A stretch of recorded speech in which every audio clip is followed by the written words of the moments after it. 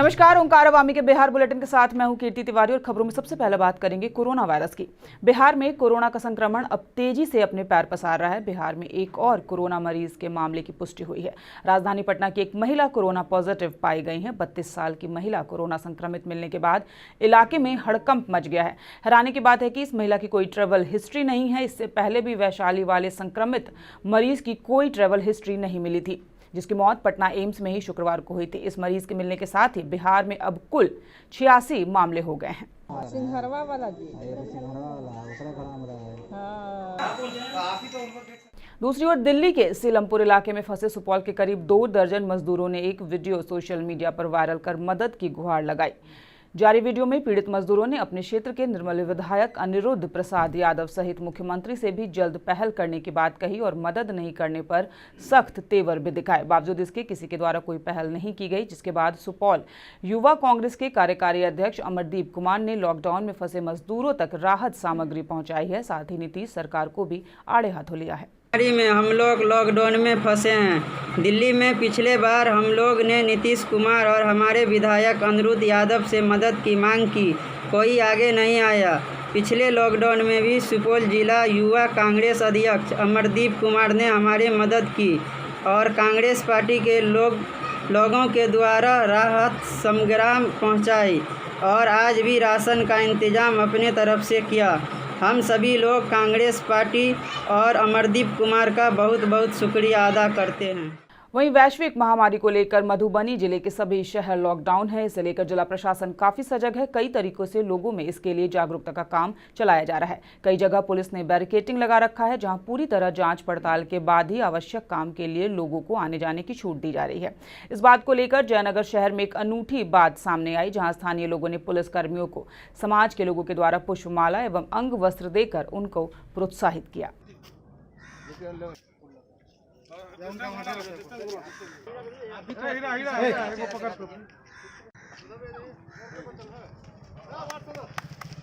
बड़े बड़े शूरवीर जो देश कहलाते थे मेडिकल साइंस में, आज वो धराशायी हो चुके हैं।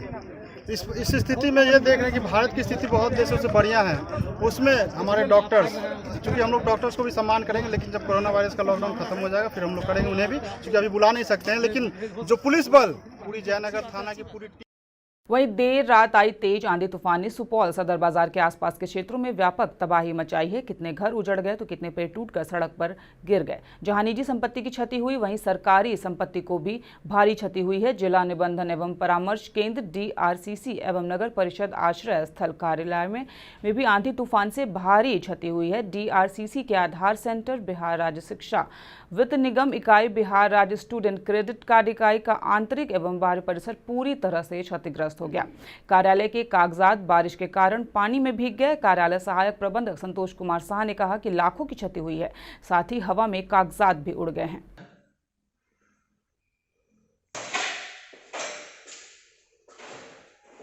रात में जो आंधी आया है ना, उसी में ये बोर्ड गिर गया है।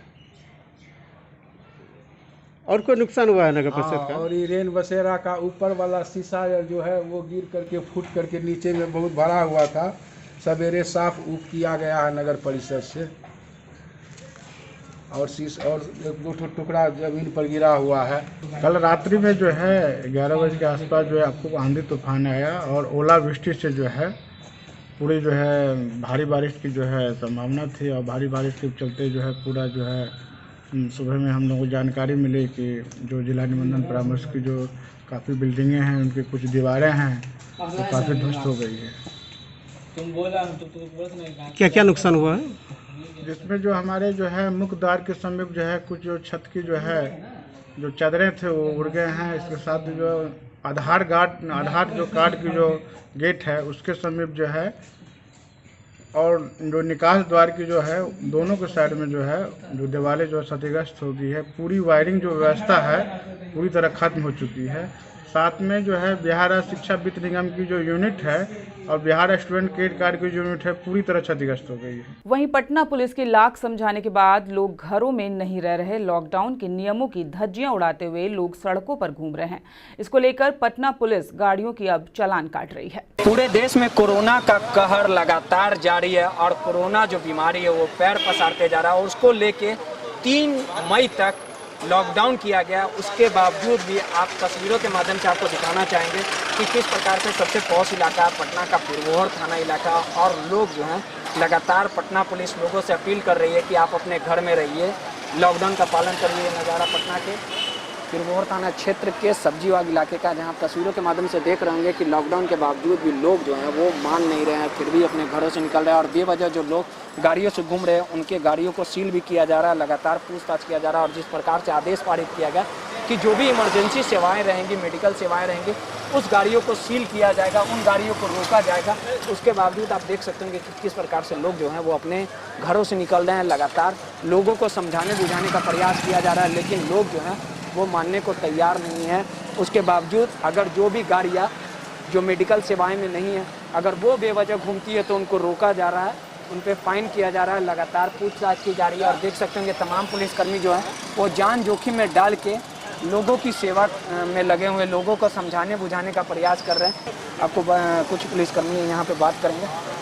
सर, लोग मान नहीं रहे हैं, लगातार लॉकडाउन का उल्लंघन किया जा रहा है। नहीं, जो भी लोग लॉकडाउन का उल्लंघन कर रहे हैं उनको गाड़ी को जब्त करके थाना पे लगाया जा रहा है और उस पर विधि सम्मत कार्रवाई करके ही छोड़ा जा रहा है। जो भी लोग अगर बेवजह गाड़ी से घूम रहे हैं उनसे हाँ, उससे फाइन काटा जा रहा है, थोड़ा कड़ाई से भी पेश किया जा रहा है।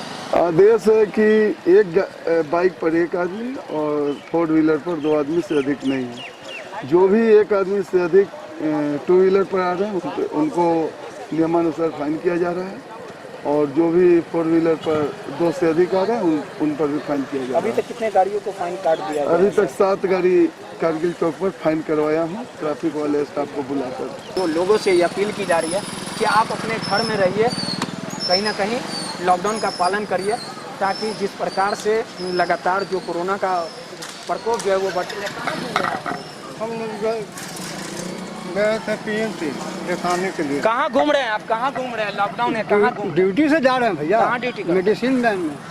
देखिए, तमाम जो लोग हैं इन नज़ारा आपको दिखाना चाहेंगे किस प्रकार से लोग जो हैं वो सड़क पे उतरे हुए, जिससे साफ तौर पे ये जाहिर होता है कि कहीं ना कहीं लॉकडाउन का लोग उल्लंघन तो कर ही रहे हैं। लोग घर से सड़क पे निकल रहे हैं और लगातार पुलिस समझाने का प्रयास कर रही है, लेकिन लोग जो हैं वो मानने को तैयार नहीं है। कैमरामैन मदन के साथ रोहित अवामी से पटना के। वहीं देश में कोरोना वायरस पर काबू पाने के लिए सहायता करने से लोग पीछे नहीं हट रहे। वहीं समस्तीपुर के रोसड़ा थाने की महिला पुलिसकर्मी भी मदद करने में अपने हाथ आगे बढ़ा रही हैं। आपको बता दें कि बेगूसराय में कोरोना के प्रकोप बढ़ने की वजह से बेगूसराय से सटी सीमा समस्तीपुर को भी सील कर दिया गया है। यहाँ महिला कांस्टेबल उन गरीब महिलाओं में मास्क बांट रही हैं जो अति आवश्यक कार्य के लिए बिना मास्क लगाए सीमा के पार से गुजर रही हैं। उन महिलाओं के बीच मास्क बांट रही हैं और महिलाओं को मास्क पहनना भी सिखा रही हैं। मधुबनी विस्पी थाना क्षेत्र के बल्हा घाट पर 30 वर्षीय महिला की संदेहास्पद स्थिति में मौत हो गई। मौत की खबर आग की तरफ फैल गई। आनन फानन में थाना को सूचना मिली। मौत के कारणों का पता नहीं चल पाया है, लेकिन पुलिस ने शव को कब्जे में लेकर पोस्टमार्टम के लिए भेज दिया है। साथ ही महिला के पति को भी गिरफ्तार कर लिया गया है। वहीं लॉकडाउन के दौरान भी चोरी की घटना लगातार घट रही है। बिहार थाना क्षेत्र इलाके के हाजीपुर की है, जहां देर रात चोरों ने शिक्षक के घर में घुसकर गोदरेज का ताला तोड़कर उसमें रखे आभूषण नकद समेत 15 लाख की चोरी कर ली। चोरी की घटना को अंजाम देने के बाद बड़े आराम से चोर वहां से फरार भी हो गए। घटना के संबंध में शिक्षक ने बताया कि वह अपने घर में अन्य सदस्यों के साथ सो रहे थे। चोरों ने घर के अंदर कुछ नशीला छिड़काव किया, जिसके बाद सभी गहरी नींद में चले गए। इस दौरान करीब आधा दर्जन की संख्या में चोरों ने घर में घुसकर घर में रखे 1 किलो चांदी, सोने, महंगे बर्तन और अन्य जेवरात समेत 1.5 लाख नकद के ऊपर अपना हाथ साफ कर लिया। फिलहाल पुलिस घटनास्थल पर पहुंचकर मामले की छानबीन कर रही है। वहीं नालंदा जिले में एक ही दिन में कई घटनाएं घटी। लहरी थाना क्षेत्र इलाके के बड़ी दरगाह और मेहरपुर के बीच हुई 2 गुटों में मारपीट के बाद 2 चक्र गोलियां भी चली। वहीं दूसरी घटना अस्थावा थाना क्षेत्र के जियर पंचायत के बालूघाट की है, जहां पुलिस बालू माफियाओं पर नकेल कसने के लिए गई थी, लेकिन उल्टे बालू माफियाओं ने पुलिस के ऊपर नकेल कसते हुए रोड़ेबाजी और पत्थरबाजी की। बालू माफियाओं ने स्कॉर्पियो के शीशे तोड़ दिए। इस पथराव में एक अस्थावा थाना का चालक तो वहीं दूसरी ओर बालू माफिया का चालक घायल हो गया। पुलिस ने इस घटना की जानकारी खनन विभाग को दी है। फिलहाल इस घटना में शामिल चिन्हित बालू माफियाओं के ऊपर कार्रवाई करने की बात खनन विभाग के द्वारा कही गई है।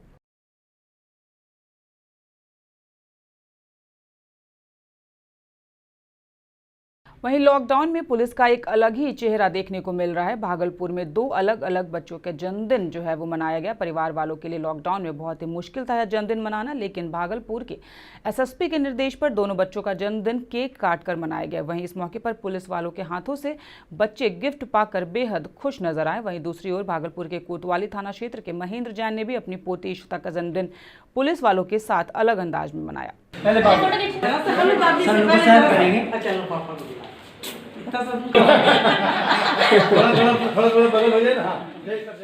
वहीं बिहार के डीजीपी गुप्तेश्वर पांडे ने समस्तीपुर के रोसड़ा थाना में पदस्थापित थानाध्यक्ष अमित कुमार को फोन पर कॉल कर परिचय देते हुए थानाध्यक्ष से फोन पर बातचीत कर जानकारी ली और पूछा कि लॉकडाउन कैसा चल रहा है। इतना ही नहीं, डीजीपी ने उनकी तारीफ भी की, साथ ही कहा कि व्यक्तिगत कठिनाई हो तो जरूर बताएं, वो उसका समाधान करेंगे। लॉकडाउन और सरकारी निर्देश के संबंध में जानकारी लिए तथा इसके साथ ही घर परिवार के सभी सदस्यों के स्थिति परिस्थिति के बारे में, इस कोरोना महामारी में कैसे वो लोग रह रहे हैं, इस संबंध में उनके द्वारा एक परिवार की तरह सलाह दिया गया और निर्देश दिया गया। साथ ही उन्होंने कहा कि गरीब और असहाय कमज़ोर को विशेष ख्याल रखना है तथा उनका सेवा करना है। सेवा करना ही पुलिस का सच्चा धर्म है। लेकिन इस सेवा के साथ साथ जो अपराधी तबके के हैं, शराब माफिया हैं, जो सरकारी कार्य में बाधा डाल रहे हैं, उनके खिलाफ सख्त कार्रवाई भी करनी है। यही उनका कहने का मुख्य रूप से ये उद्देश्य था। सर के द्वारा इस तरह से प्रोत्साहन से सभी पुलिसकर्मी के बीच में एक इस तरह का संचार हुआ है कि हमारे राज्य के पुलिस के मुखिया हम लोगों के परिवार से लेके सभी चीज़ के सुविधा का ध्यान रख रहे हैं। यही बहुत बड़ी बात है। पीएमसीएच प्रबंधक कोरोना को लेकर सतर्क हैं। यहाँ 720 बेड का आइसोलेशन वार्ड बनाया गया है। पीएमसीएच अधीक्षक विमल कारक ने इसकी जानकारी देते हुए कहा कि मरीजों को सावधानी बरतने की जरूरत है, साथ ही लोग लॉकडाउन का पालन करने की भी सलाह उन्होंने दी। बिहार में लगातार कोरोना का कोहराम मचा हुआ और बिहार के आंकड़ों की बात कर ली जाए तो बिहार में अभी तक कोरोना के 85 पॉजिटिव मरीज पाए गए और कोरोना लगातार पैर पसारते जा रहा है। और क्या कुछ सावधानी बरतने की जरूरत है, इस पूरे मामले पे बात करने के लिए हमारे साथ पीएमसीएच के अधीक्षक डॉक्टर विमल कारक जी, उनसे बात करेंगे और जानने की कोशिश करेंगे कि आखिर कोरोना को लेके लोगों को क्या कुछ सावधानियां बरतने की जरूरत है। सर, लगातार देखा जाए बिहार में 85 मरीज अभी तक कोरोना के हो गए, क्या कुछ सावधानियां बरतने की जरूरत है?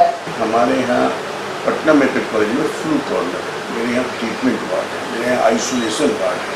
आपको किसी तरह का जैसे खांसी है, बुखार है, आपको ये लगता है कि चेस्ट में कंजेशन है और आपको इस तरह का जो भी नेजल डिस्चार्ज है, अगर इस तरह का कुछ होता है आप आइए।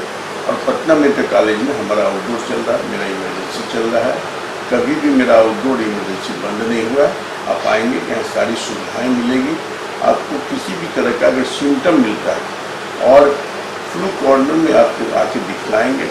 मेरे यहाँ आइसोलेशन वार्ड है 120 बेड का। अभी आइसोलेशन वार्ड 120 का है। सरकार का निर्देश हुआ मेरे प्रधान सचिव महोदय का, और प्रधान सचिव स्वास्थ्य मंत्री जी कहते हैं कि आप पटना मेडिकल कॉलेज को 50% बेड को आप इसको आइसोलेशन वार्ड में कन्वर्ट कीजिए। उनके निर्देश के आलोक में हम लोगों ने जो हमारा RSP है, राजेंद्र सिटी ब्लॉक, उसमें 400 बेड, उसके बाद मेरा गुजरी वार्ड है, अथवा वार्ड है, इसमें हमने बनाया है 100 बेड, उसमें ट्रीटमेंट सेंटर बनाया है। स्किन डिपार्टमेंट का 50 बेड को हमने ट्रीटमेंट ये आइसोलेशन वार्ड के रूप में कन्वर्ट करने का अपना प्रक्रिया शुरू कर दिया है। रेडियम इंस्टीट्यूट हमारा जो कैंसर इंस्टीट्यूट है, जो कैंसर वार्ड है, उसमें 50 बेड का और 120 बेड हमारा चल रहा है। 720 का हमने पटना मेडिकल कॉलेज में इसकी व्यवस्था की है। सरकार का निर्देश होगा पूरे पटना मेडिकल कॉलेज को आइसोलेशन वार्ड में बदलने की कोशिश करें। सर, एक चीज़ और है, मान लीजिए अगर किसी को सर्दी होता है, खांसी होता है, तो अगर इस तरह की शिकायतें रहती है तो अगर वो आइसोलेशन वार्ड में आना चाहता है या किसी तरह की जानकारी लेना चाहता है तो उसको क्या कुछ फॉलो करेगा, किस प्रकार से आपसे संपर्क साधेगी? देखिए, हमारे यहाँ पहले फ्लू कॉर्नर में है। फ्लू कॉर्नर के डॉक्टर उनके सिम्टम को अगर समझते हैं कि ये इनको सिम्टोमेटिक अगर इनको भेजना है, इसमें कोई सिम्टम है जिसमें कि इनको लगता है कि ये कोरोना के सिम्टोमेटिक केस है, तो फिर कोरोना वार्ड में उसको भेजना होगा, टेस्ट कराना होगा माइक्रोबायोलॉजी विभाग में टेस्ट कराने के लिए। वो फ्लू कॉर्नर डिसाइड करेगा, वहाँ के डॉक्टर डिसाइड करेंगे, फिर हम लोग निर्णय लेंगे। उसे कुछ केसेज हैं जो ट्रीटमेंट वार्ड में जाएगा, उस केस का अपना सैंपल लेके हम लोग माइक्रोबायोलॉजी में आगे भेजते हैं। लोग जागरूक नहीं है कि आखिर क्या कुछ सावधानी बरतनी चाहिए, मास्क लगाना चाहिए, हाथों में ग्लव्स लगाना चाहिए, हाथ को खाने से पहले साबुन से धोना चाहिए, आखिर उनको किस प्रकार से आप जानकारी देंगे? देखिए, पेपर के माध्यम से सरकार ने आशा के माध्यम से और गांव में जो है हमारा सारी जो सुविधाएँ जो हमारा एजेंसी है बिहार सरकार का, वो लोग काफ़ी जागरूक है और अच्छी तरह से बतला रहे हैं। साबुन कोई जरूरी नहीं है कि सैनिटाइजर सब जगह अवेलेबल है। अच्छी तरह से साबुन को आप लगाइए, आप मास्क पहनिए, जहाँ अगर मास्क अवेलेबल नहीं है आप रुमाल लगा सकते हैं, गमछा लगा सकते हैं। ये बिहार में संभव नहीं है कि 12 करोड़ के बिहार में 12 करोड़ मास्क दिया जाए, सरकार से संभव नहीं है। तो हम लोग अपना सावधानी खुद बरतेंगे। इसको पेपर में कहीं भी देखिए, आपके माध्यम से जानकारी लेंगे। कोरोना योद्धा जो है लगातार पुलिस की टीम हो, जो डॉक्टर की टीम हो, कई डॉक्टर शहीद भी हो गए और लगातार लोगों की सेवा में लगे हुए, लेकिन उन पर हमले किए जा रहे हैं। इसे कितना दुखद मानते हैं? देखिए, मैं इसको बहुत दुखद मानता हूँ। हमारे जो मुख्यमंत्री महोदय ने अपने भाषण में भी कहा है, उसको कड़ा से कड़ा एक्शन लिया जाएगा और बिहार सरकार भी काफ़ी सजग है। बिहार सरकार, मैं समझता हूँ कि इस तरह के डॉक्टर्स को एक ही केस में है और पुलिस डिपार्टमेंट की जिम्मेदारी है। डीजीपी का भी कल मैं बयान पढ़ रहा था, उसने कहा कि सख्ती से पेश आएंगे। कोरोना अगर किसी को पॉजिटिव पाया जाता है या लक्षण पाया जाता है, लोग डर जाते हैं, तो कोरोना से डरना नहीं है, मुकाबला करना है, तभी इसको हराया जा सकता है। 3 मई तक लॉकडाउन है, लोगों से क्या अपील करेंगे कि डरना नहीं है, मुकाबला करना, कोरोना की हार होगी। किस प्रकार से लोग अपने घर में? देखिए, कोरोना तो भी पता ही नहीं, सस्पेक्टेड केस है कोरोना का है और डरने का सवाल नहीं है। इससे मुकाबला करने की ज़रूरत है कोरोना से और मैं समझता हूँ कि हम लोग मुकाबला करेंगे और हम लोग जीतेंगे, हम लोग करेंगे काम करेंगे। देखिए, सीधे तौर पे पीएमसीएच के जो अधीक्षक थे विमल कारेडी थे, जिन्होंने सीधे तौर पे कहा कि कोरोना का प्रकोप लगातार भले ही बढ़ता जा रहा हो, लेकिन हर मामले में पीएमसीएच पूरी तरह से तैयार है। लोग सोशल डिस्टेंसिंग का पालन करें और 3 तारीख तक जो लॉकडाउन है वो घर में रहें और सावधानियां बरतें, तभी कोरोना से जीता जा सकता है। ओंकार अवामी के लिए मदन के साथ रोहित की रिपोर्ट। दूसरी ओर छपरा जिला मुख्यालय के सरयू नदी किनारे बालू के ढेर पर छपरा के मशहूर आर्टिस्ट अशोक कुमार ने प्रधानमंत्री नरेंद्र मोदी के द्वारा चेहरे पर गमछा लपेटे हुए रेत पर आकृति बनाई। साथ ही उनके द्वारा कही गई 7 बातों को भी जनता से मानने की अपील की।